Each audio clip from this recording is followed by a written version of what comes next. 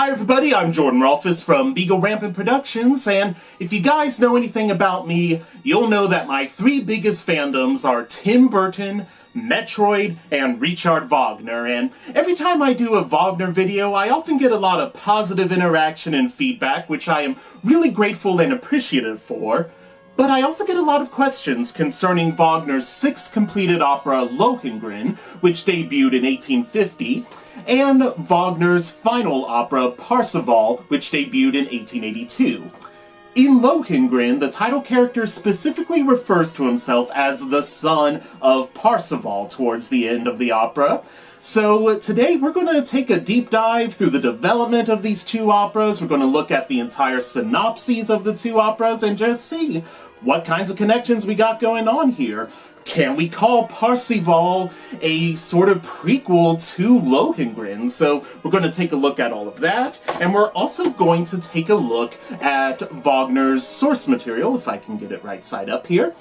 His source material for both operas was a medieval epic poem called Parsifal, written by Wolfram von Eschenbach. So it's going to be a bit of a longer video. Make generous use of those chapter dividers that I have throughout the video here, and if you need to come back a couple of times, I will certainly welcome you.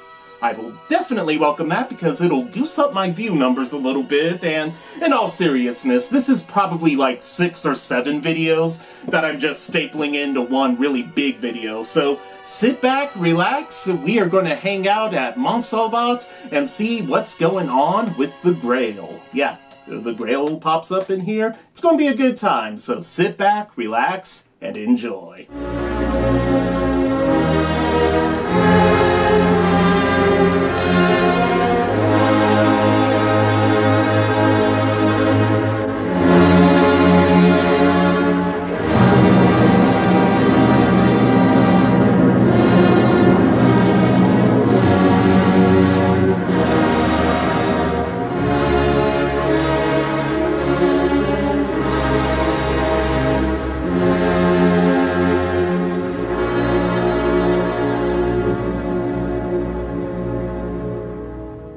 So one of the main sources that Wagner used to develop the operas Lohengrin and Parsifal was Wolfram von Eschenbach's medieval poem Parsifal.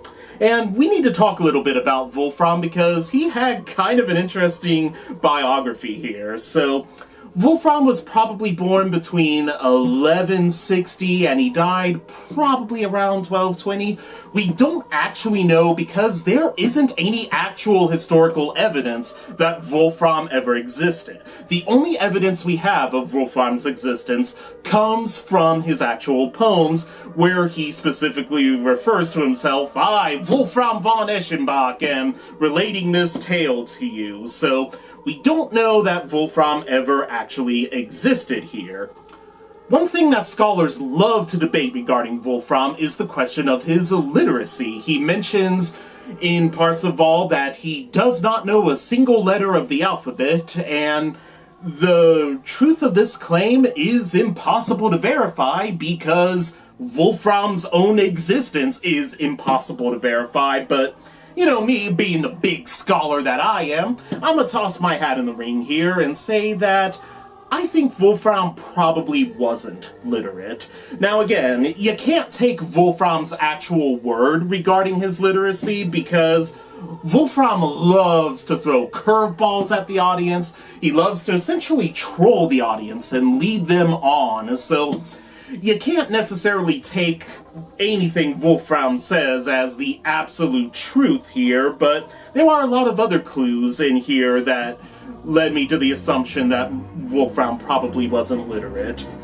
This poem is very difficult to read. It is extremely stream of consciousness. It bounces around from one point to another, and he will often refer to things that he had not mentioned previously, and sometimes he will just get some of the things he had mentioned before completely wrong. So it gives sort of an indication that Wolfram didn't have the ability to go back and read anything that had been taken down beforehand in the poem because well, he wasn't actually able to read anything that would have been taken down in the poem here.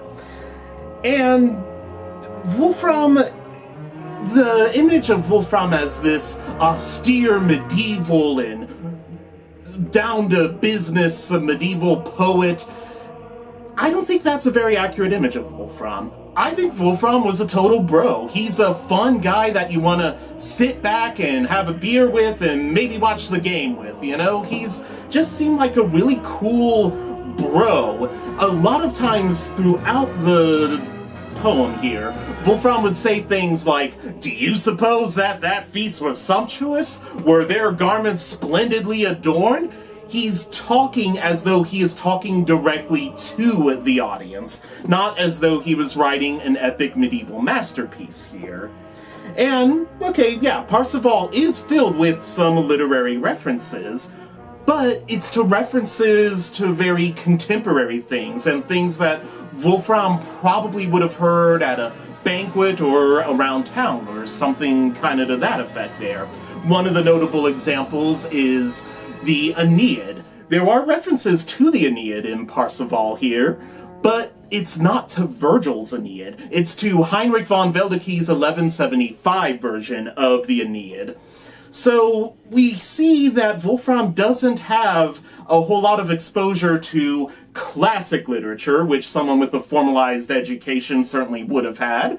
And when it comes to subjects like geography and theology, Wolfram is a total mess. He doesn't make any actual sense, he contradicts himself, and it follows no actual logical process there. So I don't think Wolfram was literate or that he had really any sort of formalized education. So how did Parsifal then get written? You know, this is a book here, you ain't imagining it, definitely a book with printed words here. So how did printed words get onto the page here? Well, Wolfram mentions that his source for the poem was a knight from Provence called Master Quixote. And again, we have no real evidence that Quixote ever actually existed either. Wikipedia tends to think that he probably didn't, but they're looking for an actual poet that matches Wolfram's description. And kind of unusual for the time, Wolfram gives Master Quixote a very specific and a pretty cool backstory. Quixote discovered a manuscript of the Holy Grail written by the Muslim astronomer Phlegetanes. So kind of a cool backstory there, and kind of a little bit of a connection to the Arab world, and there are a lot of mistranslations of Arabic throughout the poem Parsifal, which is leading me to believe that Master Quixote and Wolfram might have fought in the Crusades together, and Wolfram maybe sang this really amazing poem of Parsifal and the Grail, and Master Quixote wrote everything down. Again, it's impossible to verify any of this, but I think my theory has evidence for it. There's certainly evidence against it, but there's definitely evidence for it.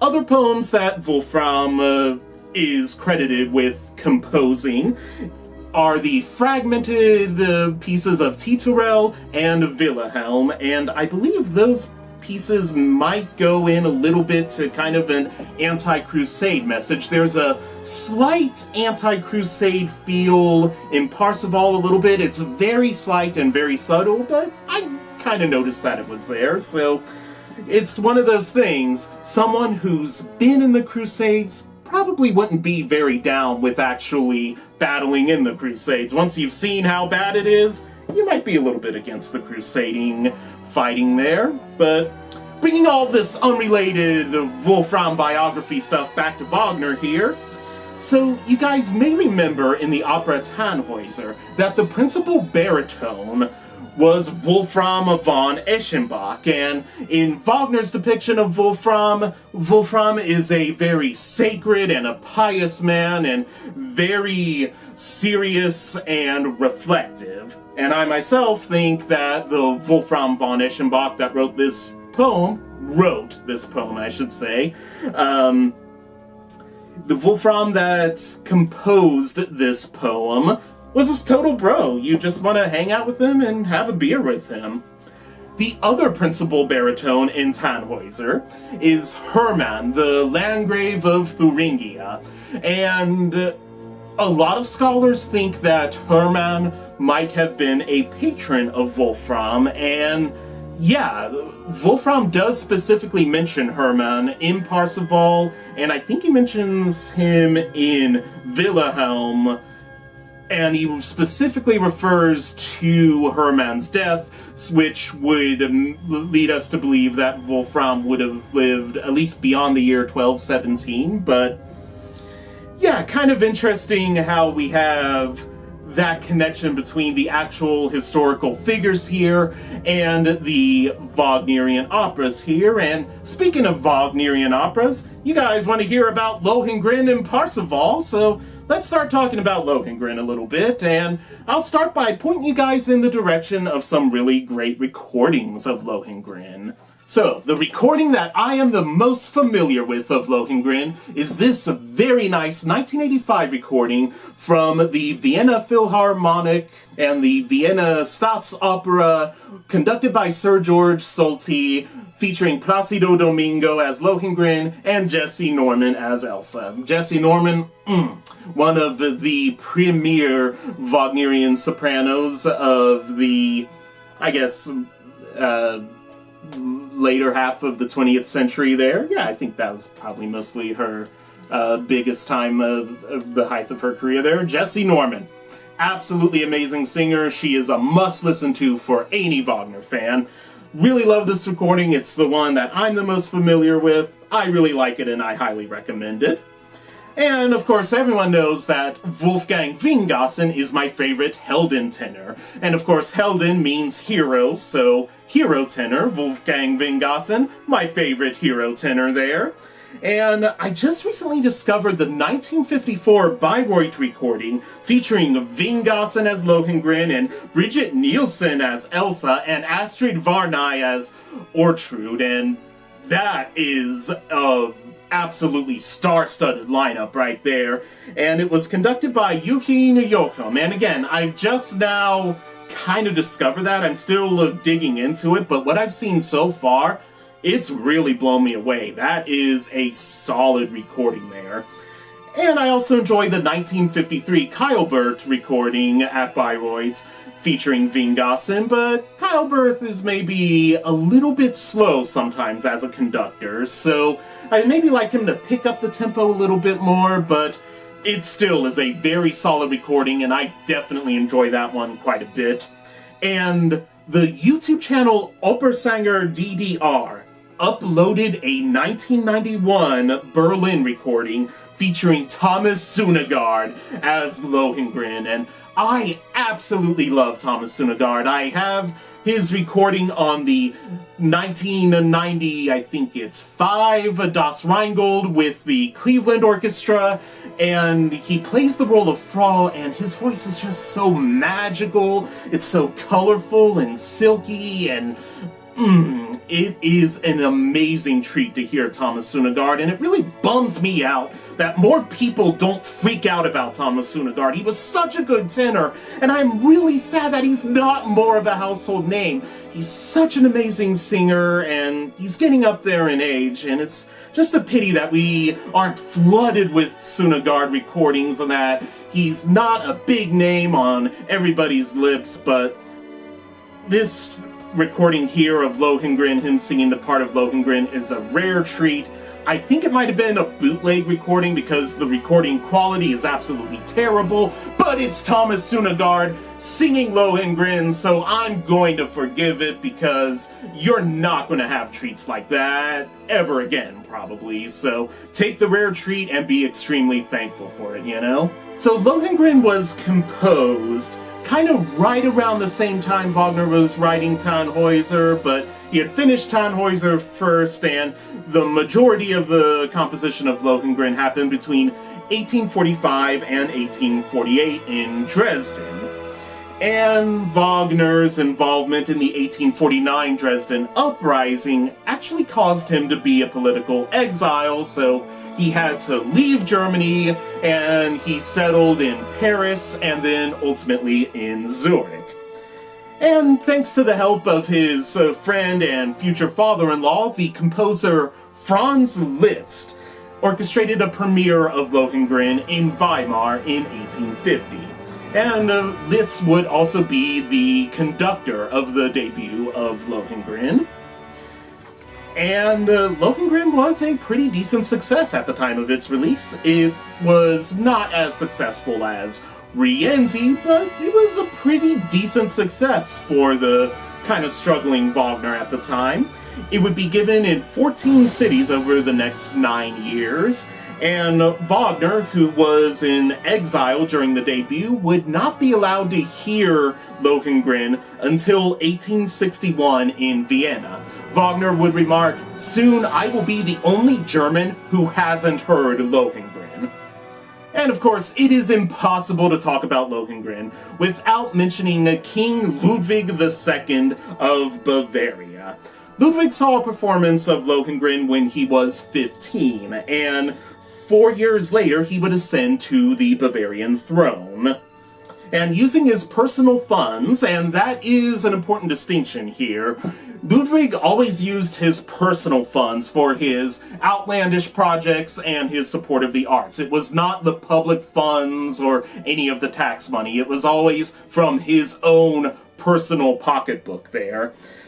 He would be a huge financier of Wagner in the coming years there, and he would actually assist in the construction of the Bayreuth Festspielhaus. Throughout Bavaria, Ludwig would have his own private performances of Lohengrin where he would just arrive and sneak out whenever he felt like it, and I myself just hope that they had someone working on the lookout post there saying, "Okay, the king is here, you guys need to sing and do a really good job," and "Okay, the king has left, if you guys want to slack off a little bit and have some fun, you can, king's gone, cat's away, the mice is going to play here." I just hope they had some sort of a setup like that there. And of course, Lohengrin was a major inspiration for Ludwig's Neuschwanstein castle. The castle is decorated with all sorts of Wagnerian imagery and paintings from mostly Tristan and Lohengrin and Tannhäuser. Those seem to be the big ones that pop up throughout Neuschwanstein there.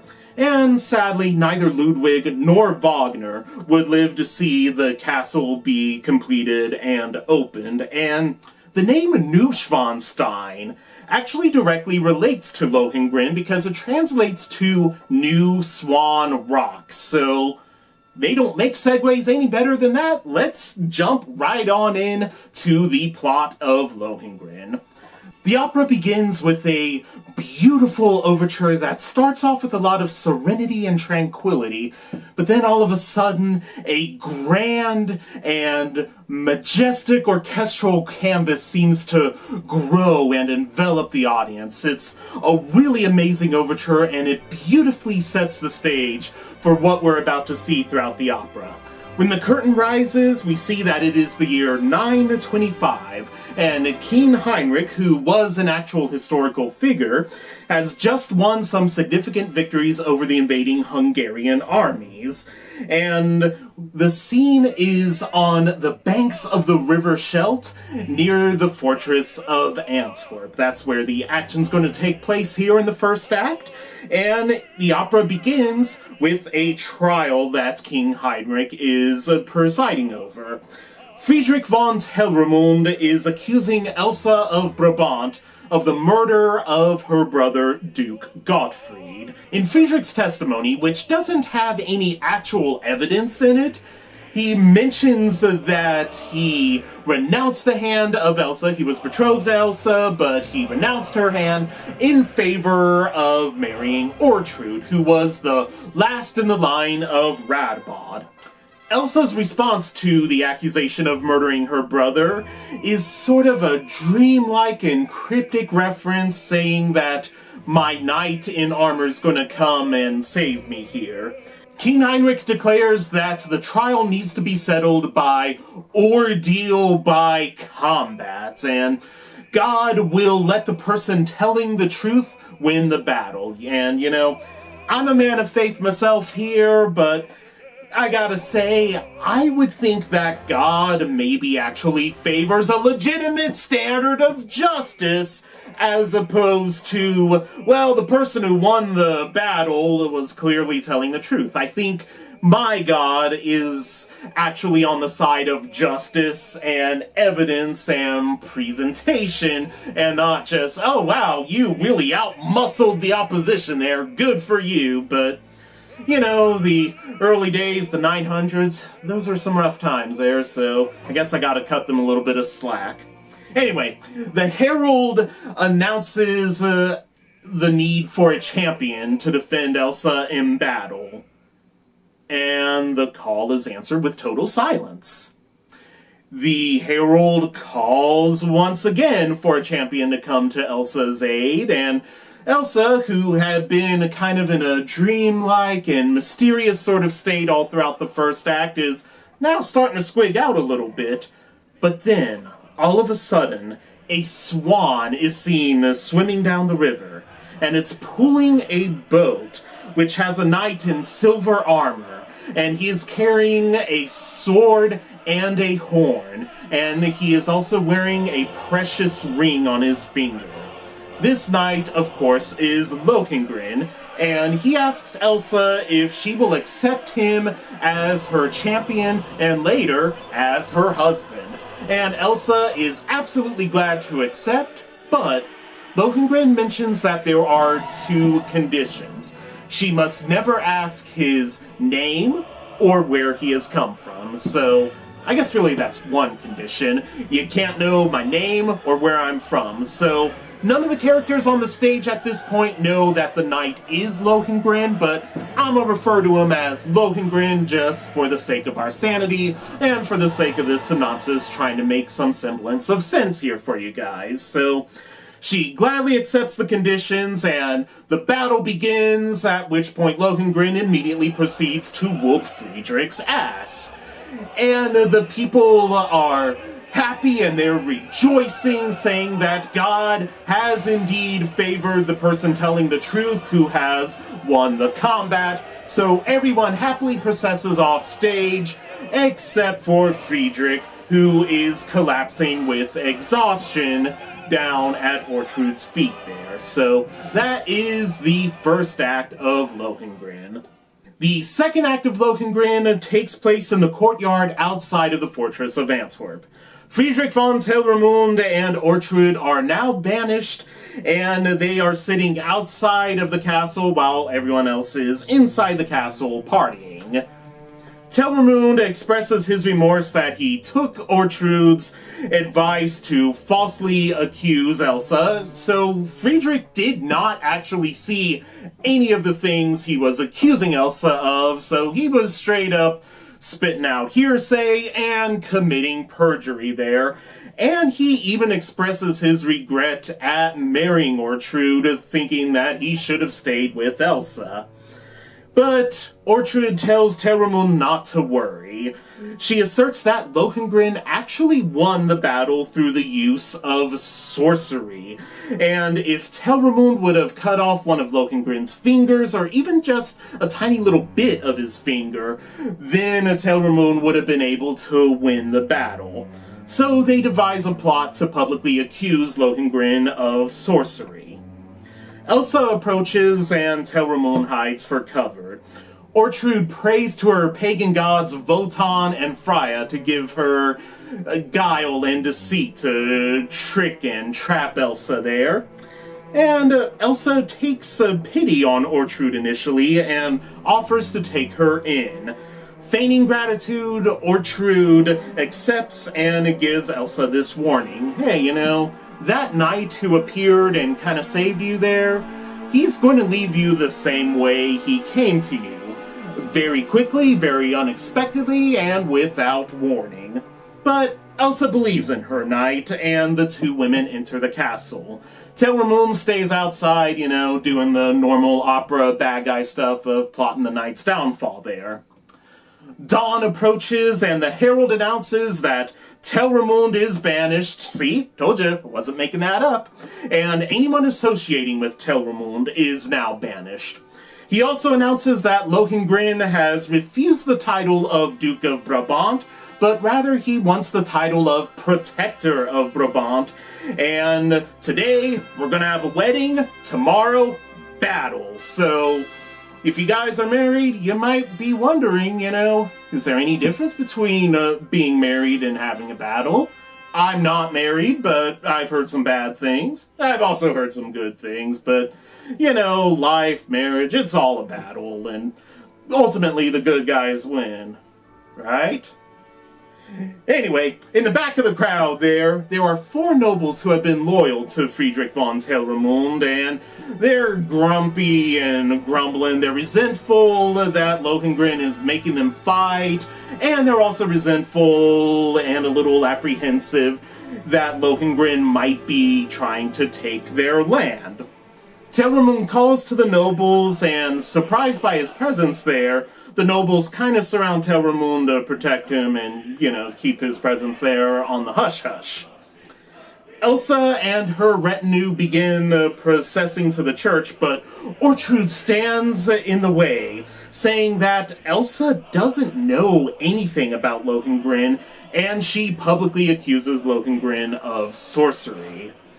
And this commotion, of course, is interrupted by King Heinrich processing in with Lohengrin.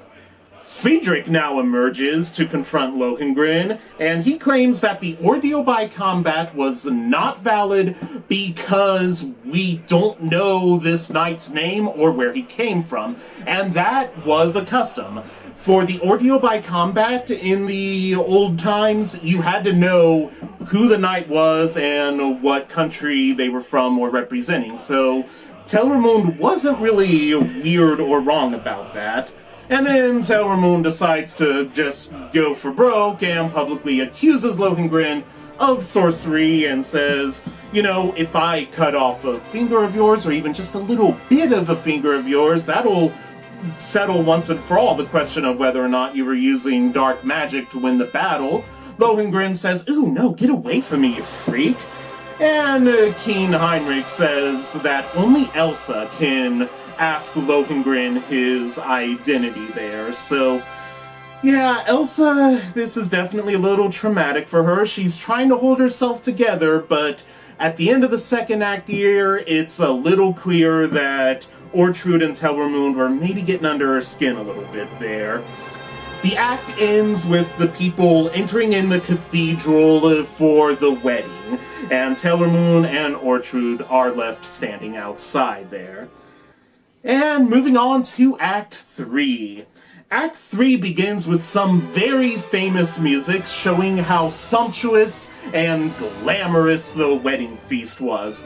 This music was used in the Peanuts cartoon. It was the one where they do all of the ice skating. I don't know the name of that particular Peanuts episode, but they use the overture to the third act of Lohengrin, and this music is also featured in Disney's recent live-action Jungle Cruise movie. It was the part where the bad guy was in the submarine. I didn't really like that movie, but they used the prelude to the third act of Lohengrin there, and I think in both the Jungle Cruise situation and the Charlie Brown situation, the tempo for the third act is maybe a little too slow. This is kind of a vibrant and lively piece of music here, so it needs to be done with a little bit of gusto. And you should take that with a grain of salt, because I kind of prefer my conductors to be maybe a little bit more on the quicker end, but either way, these two renditions are still a little abnormally slow there, but You know, this famous prelude music often gets overshadowed by the sequence that immediately follows it. This, of course, is the famous bridal chorus. The "Here Comes the Bride" actually was first discovered in the third act of Lohengrin. It's frequently used in wedding music throughout the Western world, and as well as in countless pieces of media. The piece was popularized when Princess Royal Victoria, the eldest daughter of Queen Victoria, married Friedrich III of Prussia in 1858, and of course, as we know, they aren't actually processing to the wedding ceremony. They're not even processing to the wedding feast. They are actually processing to the bridal chambers. And the words are not, "Here comes the bride," but I will go ahead and, if you don't mind, I will go ahead and read what the actual words are. "Faithfully guided, draw near to where the blessing of love shall preserve you. Triumphant courage, the reward of love, joins you in faith as the happiest of couples. Champion of virtue, proceed. Jewel of youth, proceed. Flee now the splendor of the wedding feast. May the delights of the heart be yours. This sweet-smelling room, decked for love, now takes you in, away from the splendor. Faithfully guided, draw near to where the blessing of love shall preserve you. Triumphant courage, love so pure, joins you in faith as the happiest of couples." Lohengrin calls to Elsa, and she says, "Wow, my name sounds so sweet coming from your lips, and I'm not even allowed to say yours." Lohengrin reassures her, though, that his love for her is completely loyal, constant, and undying. Of course, Elsa keeps digging and digging a little bit at the subject until eventually she just blurts out, "Tell me your name, where do you come from?" And right as she blurts out the forbidden question, Friedrich von Telramund and his 4 nobles ambush Lohengrin, but with one mighty slash of his sword, Lohengrin turns Telramund into Swiss cheese. The nobles are now on their knees begging Lohengrin for mercy, and Lohengrin commands them to pick up Telramund's body. "We're gonna go to the king and he will pass judgment." So, the scene changes to pretty much what it was in the first act there, and I absolutely love this transition music. All of the armies are processing in, getting ready for Lohengrin to lead them into battle, and this is some really great, powerful, majestic music here. I absolutely love it. This is probably my favorite part of the entire opera. This is just really inspiring music. It gets my blood flowing, and I really need to get my blood flowing sometimes. I'm a bit of a lazy bone, so this gets me in the step in the right direction here. I love the transition music here in the third act of Lohengrin. The soldiers and the king, they're all ready for battle, but Lohengrin arrives with Telramund's body, and the king says, "Ah, well, it was self-defense." So, by this point, you should really get the impression that the king probably didn't like Telramund all that much. And now Lohengrin begins his speech on his origin and where he came from, answering the forbidden question. This aria is called Infernum Land, and this is kind of important to its connection to Parsifal, so I'm going to go ahead and read this to you guys here, and hopefully I can do a good dramatic job here. I haven't been doing a good dramatic job so far with this video, but anyway. "In a far-off land, inaccessible to your steps, there is a castle called Montsalvat. A light-filled temple stands within it, more beautiful than anything on earth. Therein is a vessel, and the German that Wagner uses is called Gefäß, so Wagner uses the term Gefäß. It's going to come up a little bit later here, so just bear that in mind here. Therein is a vessel of wondrous blessing that is watched over as a sacred relic, that the purest of men might guard it. It was brought down by a host of angels. Every year a dove descends from heaven to fortify its wondrous power. It is called the Grail, and the purest, most blessed faith is imparted through it to the Brotherhood of Knights. Whosoever is chosen to serve the Grail is armed by it with heavenly power. The darts of evil prove powerless against him. Once he has seen it, the shadow of death flees him. Even he who is sent by it to a distant land, appointed as a champion of virtue, will not be robbed of its holy power, provided that he, as its knight, remains unrecognized there. For so wondrous is the blessing of the Grail, that when it is revealed, it shuns the eye of the uninitiated. Thus no man should doubt the knight, for if he is recognized, he must leave you. Hear how I reward the forbidden question. I was sent to you by the Grail. My father Parsifal wears its crown. I, its knight, am called Lohengrin. The people are in tears with how beautiful Lohengrin's speech was. The king says, okay, so you revealed your identity. Yeah, that kind of sucks, but you can still lead us into battle, right? And Lohengrin mentions that it works kind of like one of those DC superhero shows on the CW. Now that he's revealed his identity, he's going to be completely divested of all human strength and will be completely useless in battle. And in fact, the Grail's already kind of angry that he has not returned to Montsalvat. As Lohengrin is getting ready to get into the swan-driven boat, he tells Elsa that after a year, she could have seen her brother Gottfried again. He gives her the sword and the ring. And as Lohengrin boards the boat, Ortrud appears saying, I was the one who kidnapped Duke Gottfried and changed him into a swan. I recognize the chain that I bounded him with. And this is the vengeance of the old gods. Germany's become Christian, and I am trying to vindicate the old gods by turning Duke Gottfried into a swan.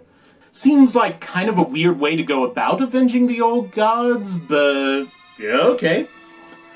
Lohengrin then lowers his head in silent prayer, and then the swan begins to sink down into the river. After a few moments, young Duke Gottfried emerges from the water and he rushes towards Elsa and hugs her. Ortrud faints in terror, and Lohengrin's boat is now being driven by the Holy Dove, and Lohengrin sails away. As he sails away, Elsa falls into Gottfried's arms, dead, because opera. And that's the synopsis of Lohengrin. There were, of course, a few operatic mishaps that had happened during this really intense final scene of the opera in the third act there. In 1915, at the Metropolitan Opera, tenor Leo Slezak actually missed the boat, and he asked Elsa, excuse me, when does the next swan leave? And the same thing happened to tenor Lawrence Melchior in 1936. I think he just kind of had to walk off there, which really kind of would kill the dramatic tension of the moment. But yeah, that was Lohengrin. So we don't have a whole lot of connection necessarily to Parsifal or any of the characters necessarily that we'll see in Parsifal, but we do hear a little bit about the Grail and about the Brotherhood of Knights and about Montsalvat, so we have a little bit of a clue here. So let's start taking a look at Parsifal and see if there are any clues in the libretto and the synopsis of this opera that can really tie everything into a nice little package for us. So like how we did with Lohengrin, I'm going to start talking about Parsifal with a discussion of some of the recordings that I really like of the opera. So right here is the 1961 Vienna State Opera recording conducted by Herbert von Karajan, and this is a very good recording. This is a very well done recording. I really enjoy this one quite a bit, but One thing that's interesting about it is that the role of Kundry is actually played by two different actresses. In Acts 1 and 3, the role is portrayed by Elizabeth Hoengen, and in the second act, it is portrayed by the one and only, the very famous Christa Ludwig. And I see why they did that. I get why they made that creative decision. I myself don't necessarily agree with that decision, and I'll mention that once we start digging into the synopsis a little bit there, but I see why it happened. I don't necessarily agree with it there. And I also really love the 1960 La Scala recording conducted by André Croutons, and it features Boris Christoph as Gurnemann, so that is a very interesting casting choice. I love Boris Christoph, and it's a shame that more people don't really view him as a Wagnerian singer, and he didn't really view himself as a Wagnerian singer either, which is really a pity because he had such an interesting voice with such an interesting color that he could have done some really amazing things with roles like Wotan or the Dutchman or Albrecht. He could have done a lot of really neat things if he went more in the Wagnerian direction, but that is a very nice recording with Boris Christoph there, but the recording itself, the actual technical quality, has a lot of problems. There is a lot of peaking going on, and it's not as refined as it probably should be, but overall, though, it still is a really great recording. And I also really enjoy the 1990 Berlin recording conducted by Daniel Barenboim and featuring Siegfried Jerusalem as Parsifal. That's a very nice recording. It's very well done, and it's everything that you could ever hope to have in a Parsifal recording there, so really solid effort on that one. And I also enjoy the 2011 Hamburg rendition conducted by Simone Young. She's a very great conductor, and she gives a very nice, modern take on Parsifal, and she does it very concisely and elegantly, so it's a very, very nice treat there, her rendition there. And while I love Vingassen, and he's my favorite Helden tenor, most of the Parsifal recordings I could find that feature him were conducted by Hans Knappertsbusch, and for me that's kind of a hard pass because I mentioned I like my conductors to be a little more up-tempo and have a little bit of speed to them, and Hans Knappertsbusch is probably one of the slowest conductors out there, and I don't have I'm not just inherently against slower conductors, but my problem is if a conductor goes too slow, it almost sounds like they're unsure of themselves, like they don't know what they're doing, kind of like a certain YouTuber who had to record this video 3 or 4 different times to actually get it on YouTube because he takes forever and keeps messing everything up. It's maybe a situation kind of comparable to that, but yeah, so if you guys know of any recordings featuring Vingassen that weren't conducted by Knappertsbusch, feel free to let me know down in the comments section below there, because I love me some Vingassen, but I don't love me some Knappertsbusch conducting there. But so going on to the actual background of the opera itself there, while the opera debuted in 1882, Wagner had begun the preliminary work for the opera kind of right around the same time as Lohengrin. He would set the work aside to do other projects, like pretty much all of his other projects, and to mostly focus on the construction of the Bayreuth Festspielhaus. The construction of the Bayreuth Festspielhaus would take from about 1872 to 1876, and the theme for the Bayreuth Festspielhaus is the idea of the Gesamtkunstwerk. Man, I am so sorry about my horrible pronunciations of everything throughout this video, but the Gesamtkunstwerk is the total work of art, and the term had appeared in German literature a couple of times before the Bayreuth Festspielhaus, but when it comes to theater and the theatrical applications of the total work of art, Wagner and the Bayreuth Festspielhaus were really the pioneers there, giving an amphitheater setup and keeping the audience in the dark, to making it so much that the audience is a part of the artwork. They're witnessing the artwork on the stage happening all around them, and they're not to be distracted by anything else going on. It's an intimate dialogue between work of art on the stage and the viewer experience there. And of course, to fund this project, Wagner once again had to hang out with his buddy King Ludwig II, and Ludwig was initially opposed to the construction of the Bayreuth Festspielhaus, but he eventually went ahead and signed on to donating a little bit of money there.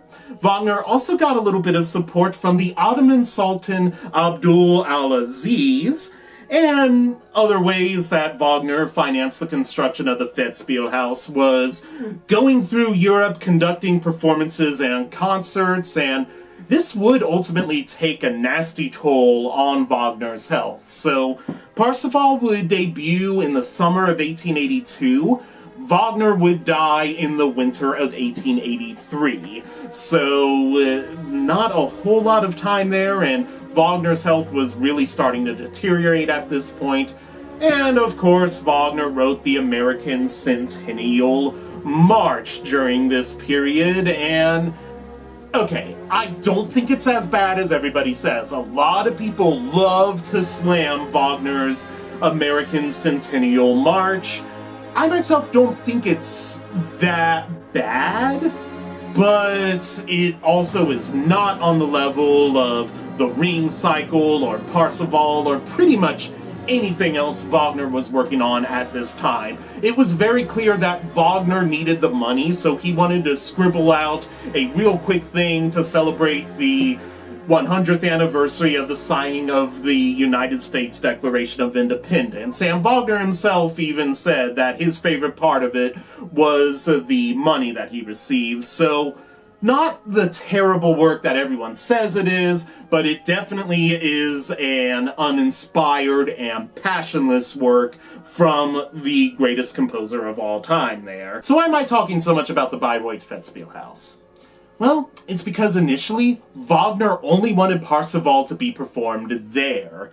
And Wagner didn't even call Parsifal an opera. In fact, Wagner would abandon the term opera right around the Tannhäuser and Lohengrin season, favoring instead the term music drama. But Parsifal, for Parsifal, he calls that a festival play for the consecration of the stage. Wow, we're sounding a little bit douchey there, Wagner.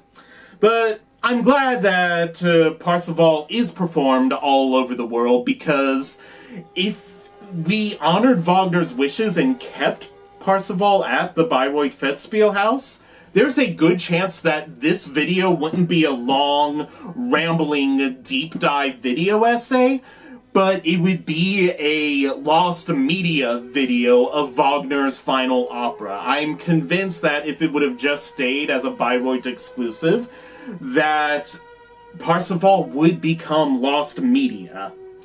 In the early 1900s, Cosima Wagner, yep, that's Wagner's second wife, and she's the daughter of Franz Liszt, so I told you Franz Liszt would become Wagner's father-in-law there.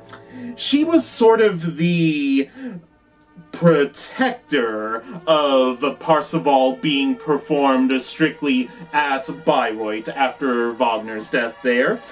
And she prevented some Bayreuth-trained singers from returning to the festival after they had performed the opera at the Metropolitan Opera House there. Reactions to Parsifal when it debuted were definitely mixed. It was definitely not as successful as Lohengrin. Composers Hugo Wolf, Jean Sibelius, and Gustav Mahler absolutely loved Parsifal.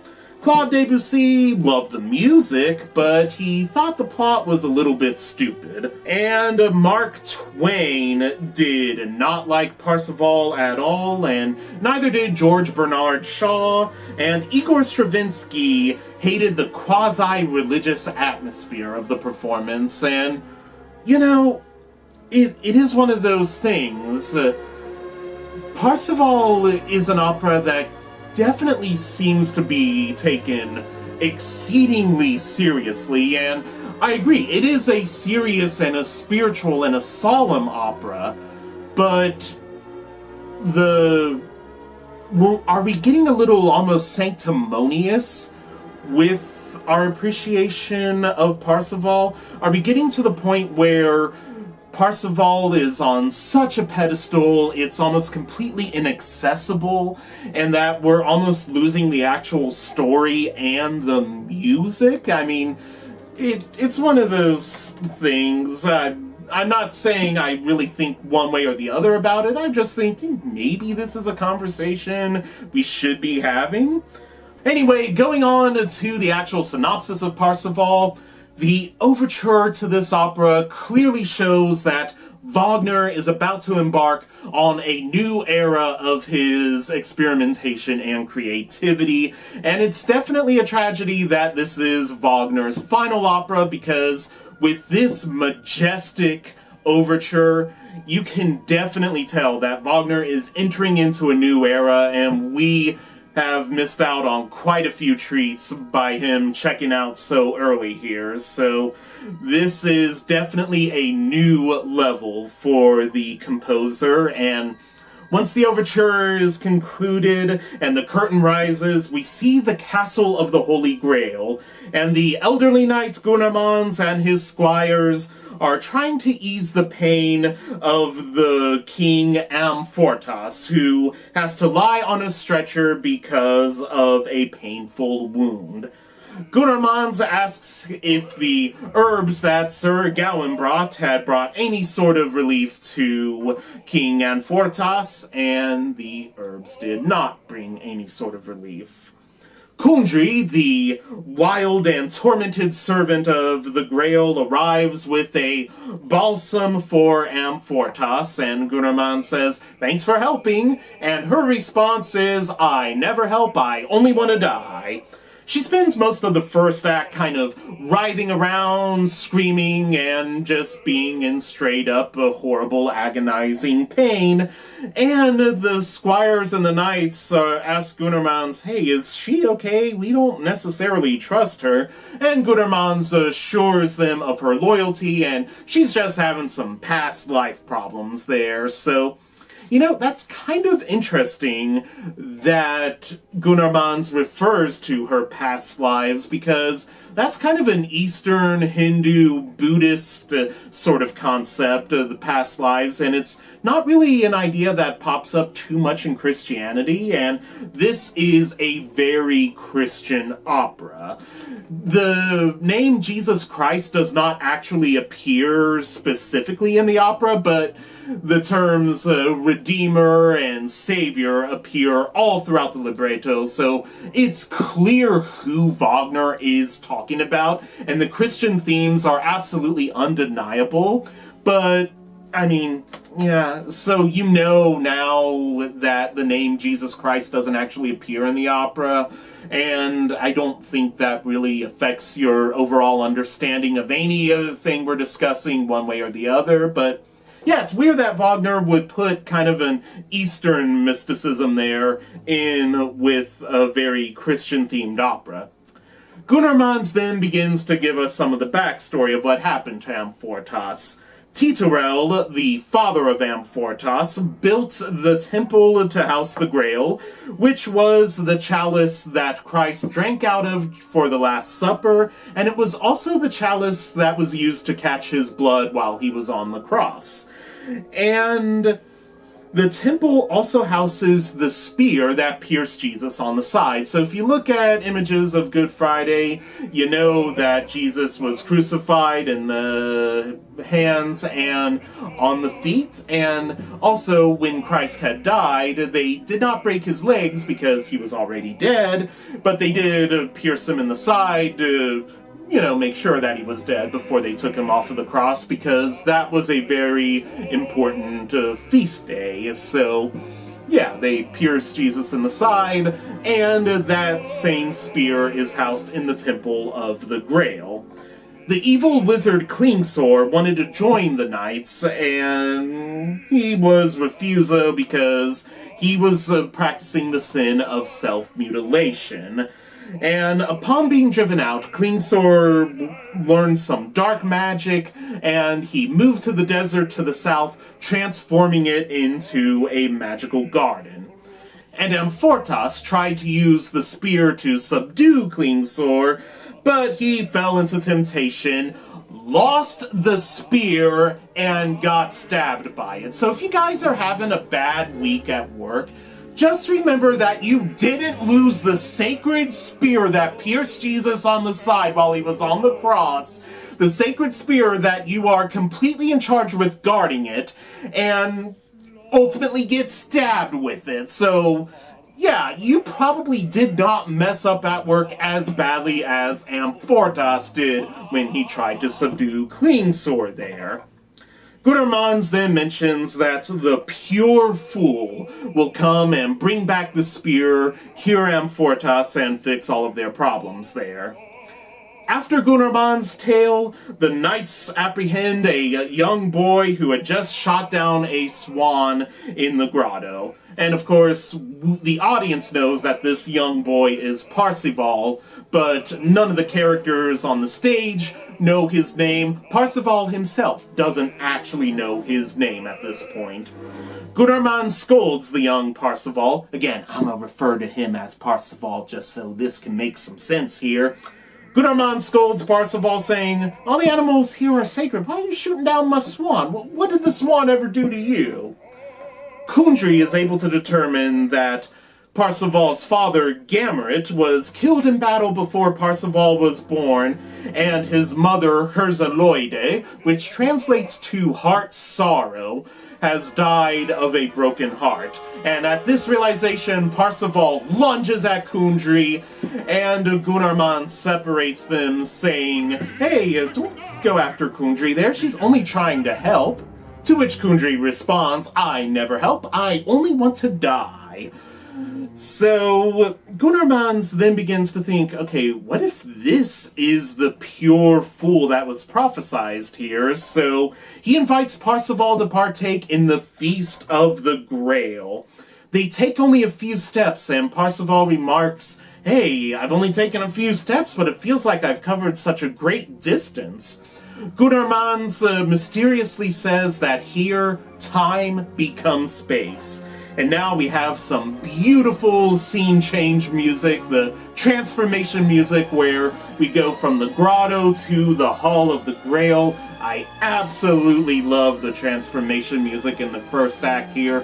This is some good stuff, and it just reinforces that you're listening to a new Wagner here. A new Wagner who is also having his last hurrah with this opera.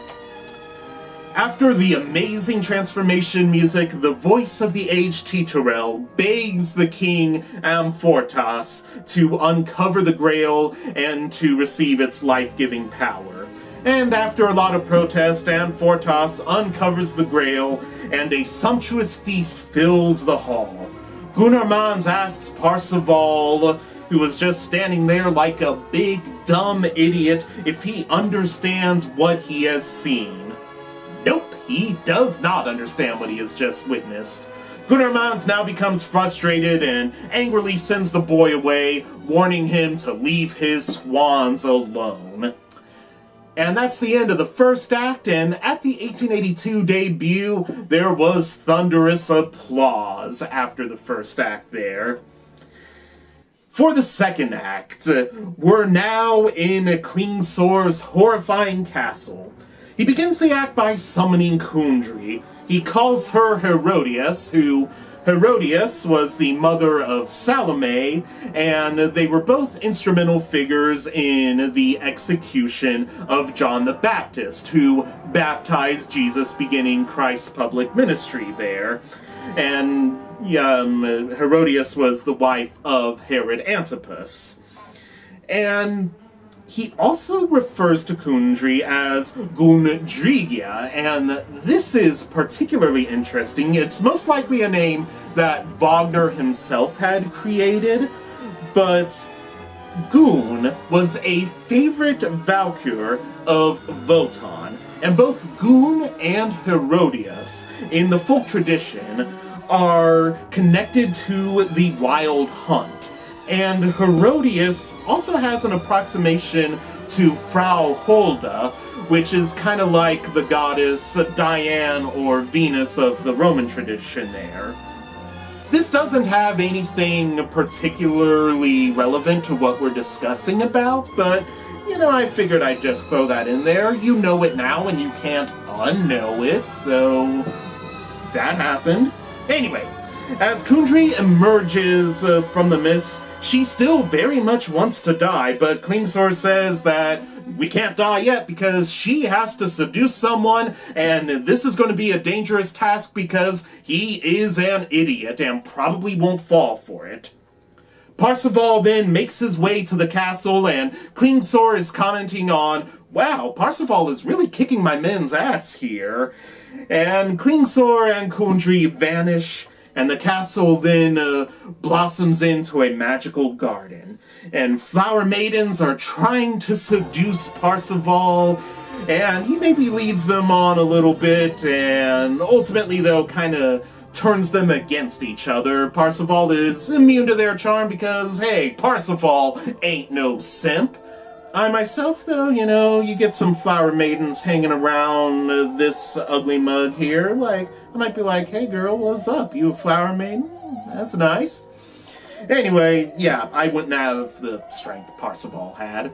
And at the 1882 debut, Wagner himself stood up and called out "Bravo" during the Flower Maiden chorus, at which point the audience actually hissed at him, you know, shut up, we're trying to watch the Flower Maidens here. Kundry then calls to Parsifal, and man, this is the weirdest seduction ever. This is like some page 95 of Pornhub stuff here.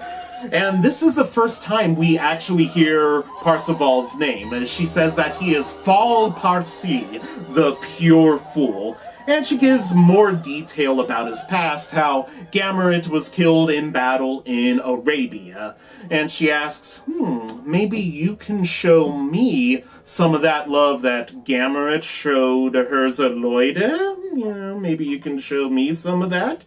And then she goes to kiss him, and that snaps Parsifal out of the seductive spell there, and could you imagine, you know, like, the moment you kiss someone, that's able to snap them out of your seductive spell? Like, that kind of says a mouthful there. She still tries to continue seducing Parsifal. She mentions that she mocked Jesus, mocked and laughed at Jesus. Presumably this would have been when Jesus was on the cross during Good Friday, but the libretto does not actually specify that, but that was really the point in the gospel that kind of specifically mentions the people laughing and jeering at Jesus. Again, not specifically mentioned in the libretto, but it's probably our most likely candidate here.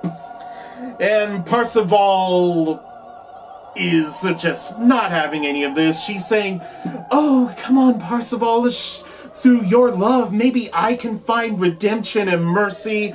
Parsifal's not having any of it. He thrusts her away, at which point Kundry calls for Klingsor's help, and Klingsor throws the spear that pierced the side of Jesus, but it stops right over Parsifal's head. He grabs the spear, makes the sign of the cross, and the castle collapses. He looks at Kundry and says, you know where to find me, and walks off. That is the second act, and at the 1882 debut, there was once again quite a bit of applause, and Wagner stood up and addressed the crowd saying, okay, the cast is not going to take any curtain calls after the third act. I want to keep this serious and solemn here, so we're not going to be doing any curtain calls. Okay then.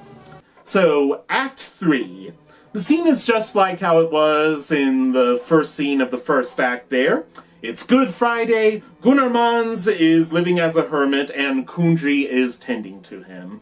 So this is where we get into kind of like why I don't think it was wise, why it was the best decision, I should say, for this 1961 recording to have two different singers portray the role of Kundry.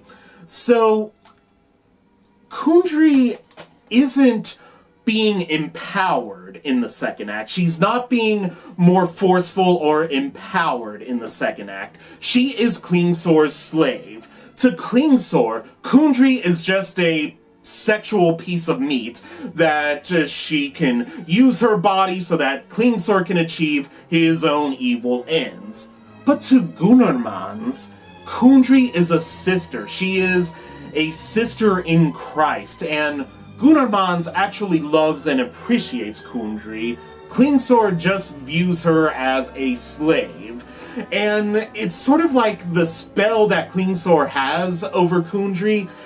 It's like a disease that she's trying to work out. So in the first act, she's like writhing in pain because this disease is killing her, it's upsetting her, but she doesn't even have the advantage of being able to die over this disease. It's just in there festering and hurting her. And in the third act here, you see that she's recovering from Klingsor's evil spell there. So when you're sick and when you're ill, you're still you. You still have your personality. It's not like you're an entirely different person, and you're not sometimes you might have, ironically, bouts of energy when you're sick. Certain illnesses do come with bouts of energy or aggression, and sometimes rabies actually has symptoms of kind of an increased libido there. So, maybe Kundry was rabid in the second act there, but ultimately, though, she's still the same person, and it's the same character. So that's why I maybe don't necessarily agree with the decision to have two different singers portray the role there. Yeah, she's no longer writhing in pain, but she still definitely wants to die. She's just kind of over all of this nonsense that we call life here. A knight in black armor arrives, and it takes Gunnermans a minute to recognize that, oh my gosh, that's Parsifal. And Parsifal is carrying the holy spear that can cure Amfortas. Gunnermans mentions that Amfortas has left the Grail covered, and all of the knights had to eat plain food, and Titurel, since he has been denied seeing the life-giving powers of the Grail, has passed away. And Kundry all of a sudden starts bathing Parsifal's feet, and now we have the Good Friday music. It's interesting that the Good Friday music gets a lot of orchestral treatments. I guess it's because people know what Good Friday is. That's when Jesus Christ was crucified for our salvation. And people know what music is, so it just makes sense to combine them. But this is kind of an important point of the opera that has a lot of plot elements going on here, but whatever. There is some beautiful orchestral music going on in here, but I think the vocalizations are also really beautiful. I kind of like having both of them going in tandem with each other there, but Parsifal mentions that Good Friday seems to be a very solemn day, but Gunnermans assures him that that is not so. Good Friday is actually a day of rejoicing for Christ's sacrifice for us. And suddenly it's noon, and the funeral procession for Titurel has begun.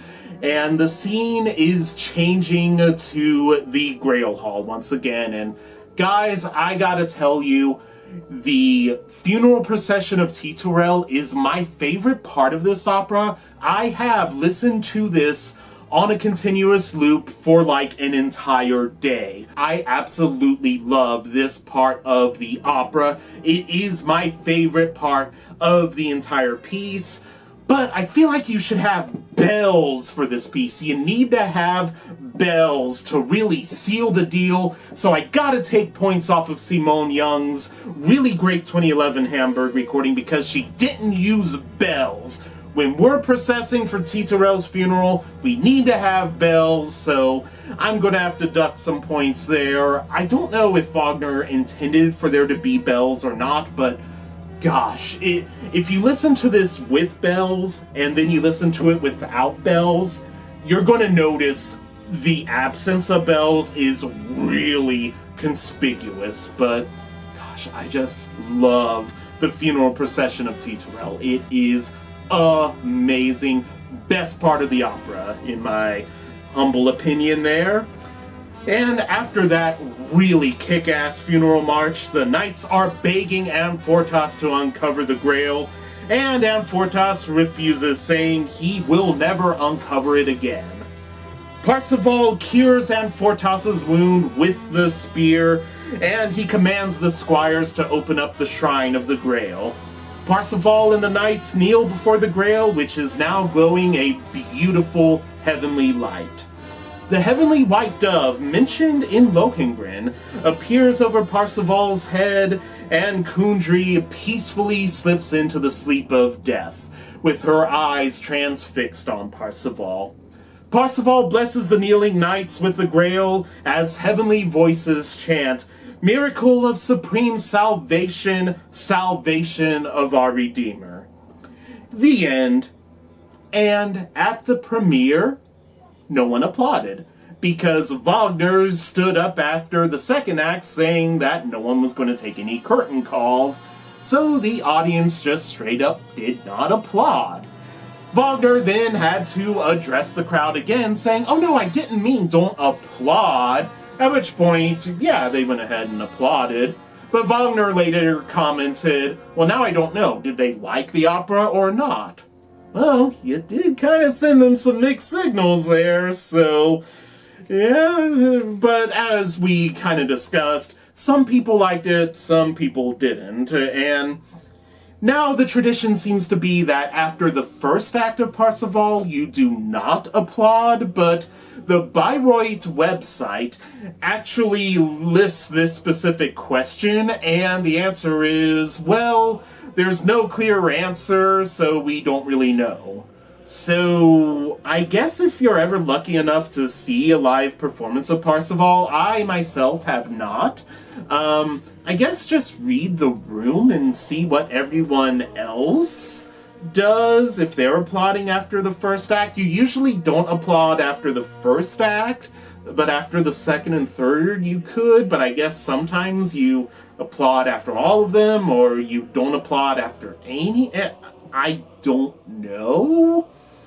You just play it by ear, I guess. Traditions are weird like that, you know, but we've now looked at the developments of the operas Parsifal and Lohengrin here, trying to riddle out some sort of connections, and Montsalvat isn't even mentioned by name in the opera Parsifal here.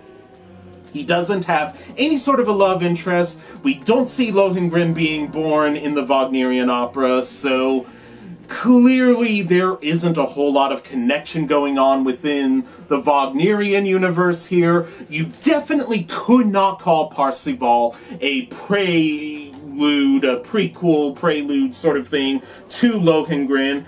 So we're gonna have to go to the book here, see, does Wolfram von Eschenbach give us any clues here to sort of connect the things? And already on the title page, son of a bitch, there is a discrepancy here. We got Parsifal. Ooh, I just cracked Lohengrin there. Oh well. We got Parsifal, and we got Parsifal. So Parsifal here means straight through the middle, and we're a little confused on the etymology. We don't exactly know where that came from. And Parsifal is a kind of wonky translation from Persian meaning pure fool. It's interesting to note that in Lohengrin, which I just cracked the CD case here, hope this isn't too valuable, this complete CD set. Anyway, in the libretto here, Parsifal is spelled just like how it is on Wolfram's title page here, so yeah, we already got a little bit of a discrepancy between the source material and the operas here. So, you know, in for a penny, in for a pound, let's go ahead and discuss all of the differences between Parsifal and the operas Lohengrin and Parsifal. So, for starters, we'll start kind of at the beginning here.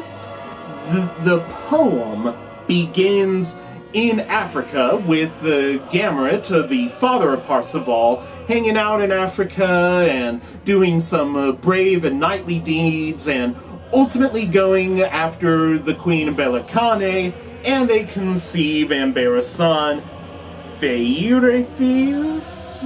I have no idea how to pronounce almost any of the terms in the poem. I don't know, should I go Romantic, should I go Germanic?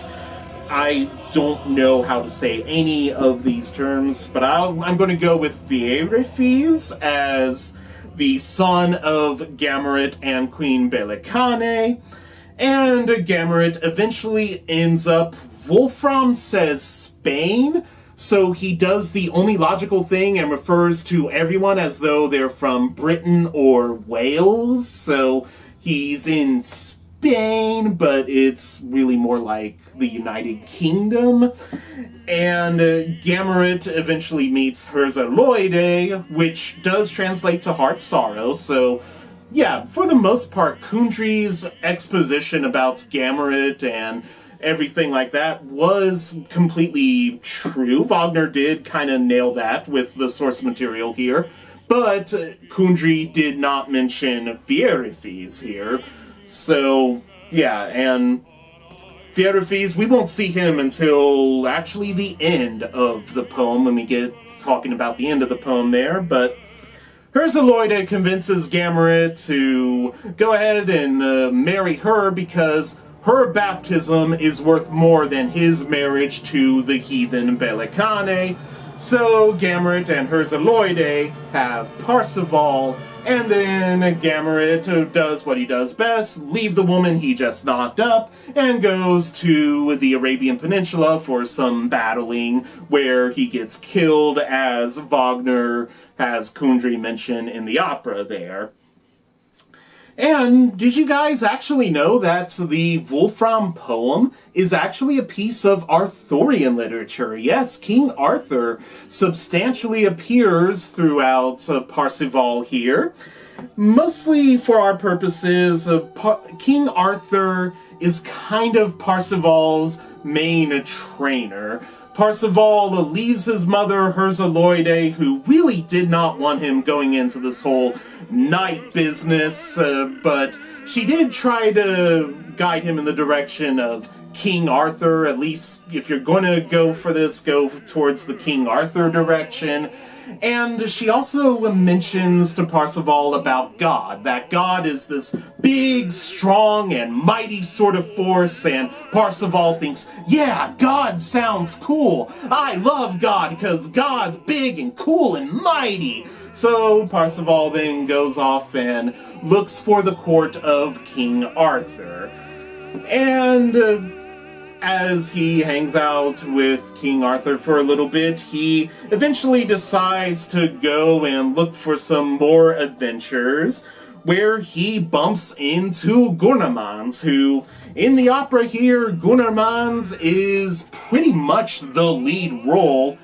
In Wolfram, Gunnermans has almost a walk-on sort of appearance. He tells Parsifal not to ask too many questions. That is not becoming of a proper knight. So he says to Parsifal, don't ask too many questions. And his niece, Conde Viramors, which means it comes from the Old French and it roughly translates to steered with love. She is being forced to marry King Chlamyde, and she is the queen of Brobars, and the capital city is, oh dear God, let me pronounce this, Pelrapeire, I guess? Anyway, Parsifal defeats Chlamyde, and he becomes the king. He marries Conde Viramors and knocks her up with 2 sons. Yes, Lohengrin has a brother named Cardais, and Parsifal goes to leave for news of his mother and search for other adventures there. And now we get some substantial differences between Wagner's and Wolfram's treatment of the Grail.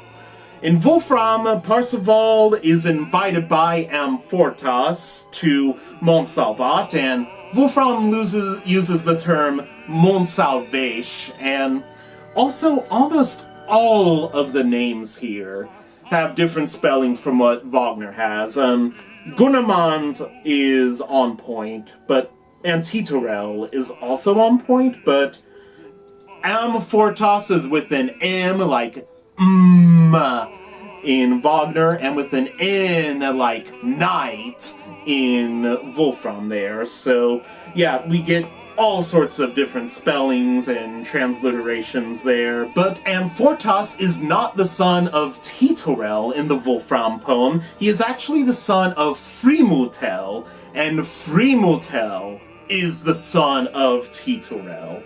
And the Grail in Wolfram's version is actually a hyacinth garnet gemstone.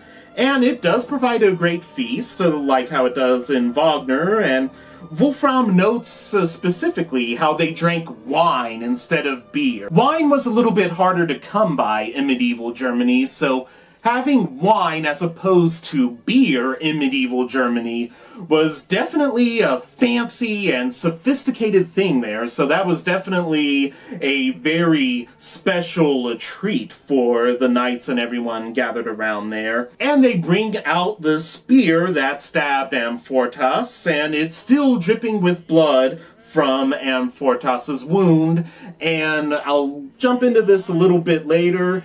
The spear does not have anything to do with piercing Christ. It's the spear that pierced Amfortas, and Amfortas got stabbed in the gonads. So, man, that does not sound like fun at all. And Parsifal, recalling Gunnermann's advice to not ask too many questions, doesn't ask any questions about that. And of freaking course, that's what they needed to have happened. They needed someone to come in and ask, hey, what's up with that dank gonad wound? What is the nature of your ailment? That was exactly what they needed to have happen to fix everything there, and Parsifal stays the night and enjoys the hospitality of Amfortas, but when he wakes up, he finds that the whole castle is deserted, except for one squire who bawls him out saying that you should have opened your gob and asked the healing question. Anyway, Parsifal then rejoins up with King Arthur, and Kundry, spelled completely differently in Wolfram, Cundrie, appears, and she scolds Parsifal for not asking the healing question at Montsalvat, whatever term you guys want to use, I'm cool with. But Kundry is completely different in Wolfram than she is in Wagner here. She actually has tusks in Wolfram's version. She has a snout, she has hair on her face. She's actually kind of like a pagan shamaness almost. It's almost like Wolfram is describing some sort of a pagan shamaness or something here, but she is certainly not a beautiful seductress like we see in Wagner, and she is completely 100% loyal to the Grail, and I myself would argue that Wagner's Kundry is loyal to the Grail as well, but Wolfram's Kundry doesn't have any sort of connection to Klingsor, and we'll get more to Klingsor in a little bit here. He does appear, we talk about, you'll see. Anyway, Parsifal, who had been faithful to God right up until this point, loses his faith when Kundry starts bawling him out there. And then Sir Gawain is accused of murder, so this was a pretty busy day at King Arthur's camp. After this scene, Wolfram spends a little bit of time talking about Gawain and the murder charge there. Not really important to our discussion here, so I'm going to go by that there. You know, it's also weird that, like, in medieval epic poems like this, they refer to each chapter as a book, so yeah, we don't have chapters, we have books. I don't know exactly why that is, but that's something that they did back then. But we get back to Parsifal in Book 9, or Chapter 9, whatever you want to call it. And Parsifal meets up with the hermit Trevisan. The hermit gives a Good Friday speech, kind of like what Wagner describes in his opera there. And this restores Parzival's faith. Trevisan also tells Parzival about the Grail.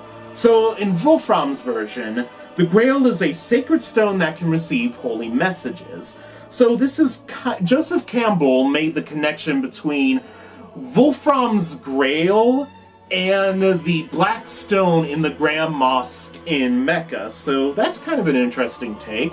There's also maybe some sort of a pagan take to this as well. A lot of the ancient pagans would do rituals and get oracles from sacred stones. So we have that sort of a connection going on there as well. The Grail provides food and drink and youth. Wolfram mentions that if you look at it, you won't die for an entire week. And Wagner in Lohengrin mentions that the shadow of death will just completely flee you. The rule of immortality and the Grail in Wolfram is a little more nebulous. Frimutel, the father of Amfortas in Wolfram's version, actually is dead, but Titurel cannot possibly die because he has seen the Grail so many times. So, very interesting. And it's also interesting to note that neither Wolfram nor Wagner use the term Holy Grail.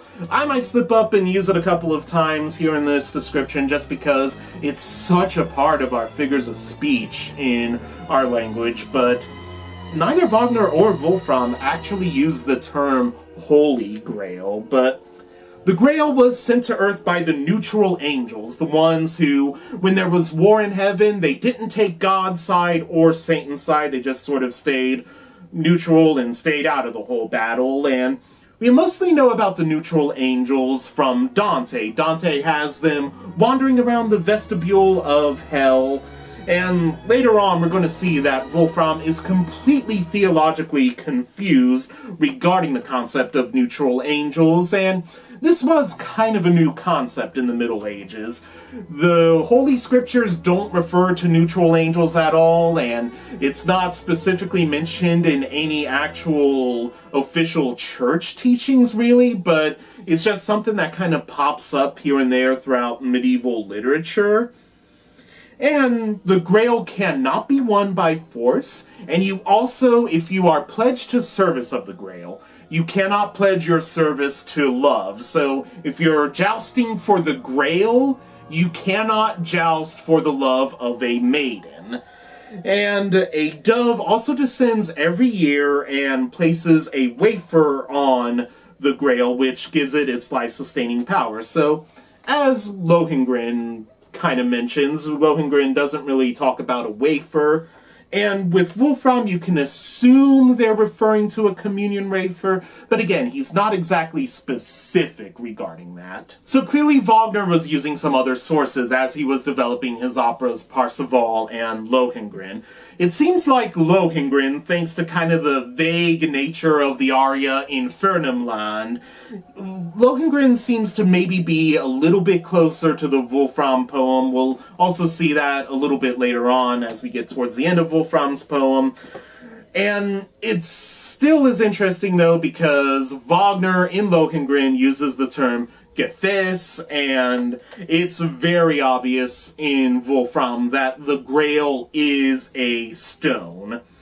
And the direct connection between the Grail and Jesus Christ probably comes from the French poet Robert de Boron. So he was kind of a contemporary of Wolfram's, and he was the one who sort of specifically connected the Grail to Holy Thursday and Good Friday. So that's kind of where we get the actual religious connections with the Grail there. So Parsifal, after meeting Trevisan, is eager to find the Grail, and Gawain is also looking for the Grail because, reasons. Nobody's motives are ever actually clearly laid out in Wolfram. He never really explains why people are doing what they do, and you think, okay, yeah, Parsifal and Gawain, they're doing this. Oh no, they're actually completely changing courses and doing something totally unrelated. Cool.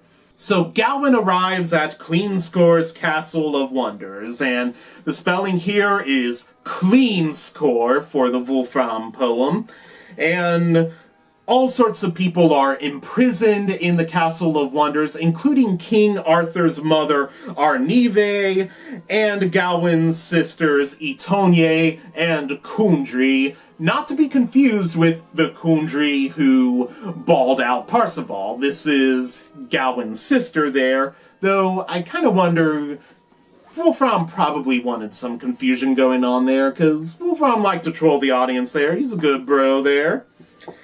And the people in the Castle of Wonders are not allowed to be romantic in any sort of way. They are completely denied love, and they're not even really able to interact with each other too much.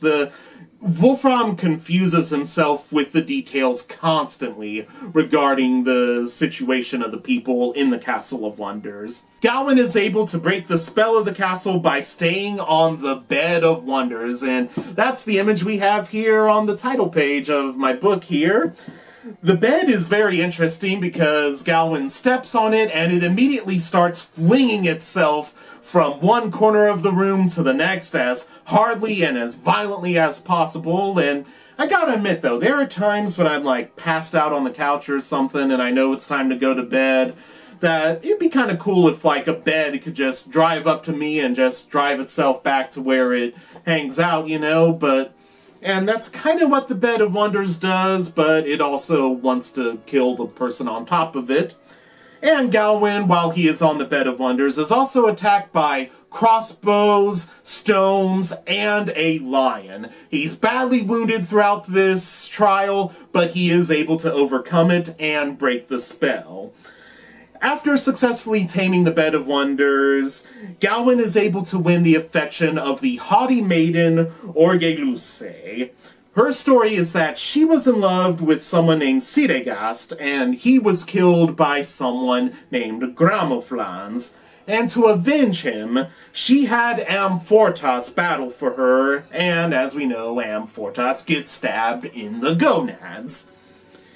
The armies of Arthur, the Duchess, and Cleanscore gather, but only two battles really ensue. Battles between Gawain and Parsifal, who later arrives a little bit later on there, and between Parsifal and his long-lost brother, Pheiriphes. So Cleanscore himself does not actually appear in the Wolfram poem. He does not actually appear himself. And he has a completely different backstory. He was a descendant of Virgil of Naples, and he had a love affair with Queen Iblis of Sicily, and because of that, he got castrated by King Ebert of Sicily, and then he moved to Persidia, where he learned the dark arts. He's not really specifically connected to Amfortas's injury, but Orgeluse kinda hints that he is, but Wolfram is really sketchy and not super clear on the details there, so he's connected, we just don't exactly know how. And at this point, Kundry reappears and says that Parsifal's name has appeared on the Grail. Parsifal returns to Montsalvat and asks Amfortas the healing question, "What is it that ails you?" And immediately, and I mean immediately, Parsifal becomes king of Montsalvat, and anytime we refer to the host of Montsalvat or the king of Montsalvat, we are now talking about Parsifal. And Trevisan reappears and creates some massive confusion for us, saying that the neutral angels are doomed for all eternity, so we don't know what exactly is their role in the Grail. Are they blessing humanity with the Grail? Are they not blessing humanity? Are they under punishment? We don't exactly know. And that Parsifal was able to triumph, and because of his determination, he was able to achieve the Grail, but the Grail can't be won by force. So did God change his mind? But no, God didn't change his mind, because Trevisan specifically says that God is so constant in his ways, like me knocking down CDs there. It's okay, Lohengrin, I'll get you later. So we have a complete 180 in terms of the theology and in terms of the lore and the exposition of the Grail coming from Trevisan here. Confiramors arrives with her sons, Lohengrin and Cardais. They're about 5 years old at this point. It takes Parsifal about 4.5, 5 years from Kundry first bawling him out to this reunion of the Grail here. It takes about 5 years. And Cardais is crowned King of Wales. Sounds a little bit weird, but people were put on thrones of nobility at very young ages during the Middle Ages, so that's not too entirely wacky to believe there. And Biography arrives, and he takes quite a shine to Lohengrin. They bond really closely there, and the uncle-nephew bond is very strong in German culture there. And Biography can't actually see the Grail because he is uninitiated, as we have seen in Lohengrin. Lohengrin says that the eyes of the uninitiated cannot witness the Grail, so that's kind of what we have with Biography here, but he kind of wants to bang the Grail bearer, the maiden Réponse des Choyers, so he decides to get baptized, and once he is baptized, he's able to see the Grail. They get married, and then they head off to India, where Biography preaches the gospel. And writing appears on the Grail mentioning that no knight shall help a foreign people if his identity is revealed. So there is kind of an interesting thing here. Only the Grail King can marry and have children. But if a knight of the Grail is sent to a foreign land, then they are able to marry and have some children. So yeah, it's kind of weird, and it kind of seems like the Grail can change its mind here and there and things like that, but ultimately, Wolfram concludes his poem with a brief glimpse to some of the deeds of Lohengrin. So Wagner is pretty much spot on in terms of following Wolfram's poem here.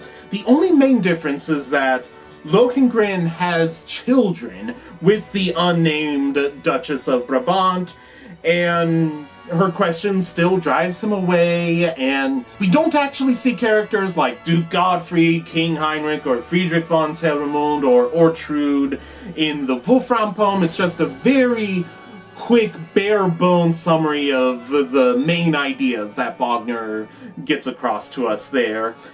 And Wolfram also mentions that there are people still alive who remember Lohengrin arriving, having children with the Duchess, and then sailing away.